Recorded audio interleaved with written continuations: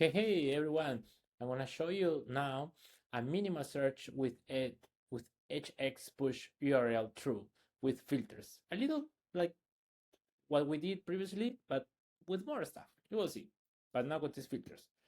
So basically, right here, I can search, for instance, for hospital. Boom, it works nice. And notice the following: hospital here, category all. And now if I click on products, then it says here products, and it says here products, and it says hospital. If I click on documents, then I could see here the hospital and also the documents. It's all working as expected. So let me show you real quick. Basically, we have the same, the elements, right? The anchor stuff is all working fine. It's doing HTTP requests to the PHP. We have our target, we have our sub mechanism. We're passing the values, and we are including, right, our search box right here. This one, we're including here our search box. The same one is a type, a text field, name, query parameter, our placeholder, and again our PHP request, the trigger, which is the key app change delay. We have seen that already. The target is going to be changed right here, everything. The swap inner HTML push the hx push URL truth, so that it's basically exposing all of these query, all of these values right here, like category, and also the Q right here in the URL. Q hospital category document. So that is very important. Maybe for SEO purposes, for analytics, and so on, so on, so on. So it's all working fine. And let's take a look at the PHP file. We are grabbing the query, we're grabbing the category, and also making sure that, hey, I don't want this to be a .php file, but instead an HTML file. And then I pass the query, right, the queue, the search, and also pass the category. So it's very important. And I display the message at the top. I basically have an array which what I'm looking for, depending if it matches or not, then it displays the information.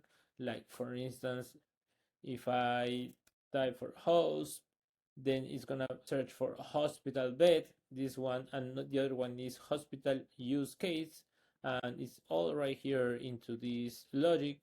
And if it is, then basically, hey, display the data, right? It's gonna look and display the data, and if not, then it's gonna say no results found, right? No results found.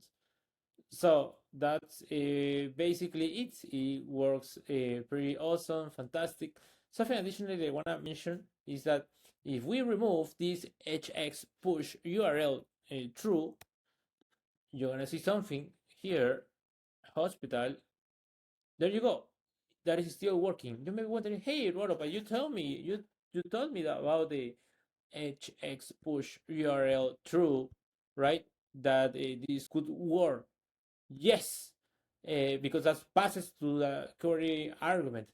But this could be overriding right here on the header. See this one, this header, this one basically can override behavior in the browser. It's basically forces, instead of using the PHP, uses the HTML version. So that's why you can see here that we don't need to pass the hx push URL because we are overriding right here in the backend. Of course, there's like a practice. Good practice would be the following: is that make sure you manage whether this is in backend or in the front end. But my recommendation is that you put it right here. You add it right here. Why? Because this will work like a fallback. If you don't add here in the backend, hey, the front end can decide. But then if you add it, and then later the backend then can then decide. And it's also good because front-end developers can see, oh, okay, this is gonna pass as a query parameters, and I know that this is gonna be passing as a query parameters in the URL. So at least that is helpful. And yes, add it. It will not hurt, but it will bring a little bit more value. So that is very good.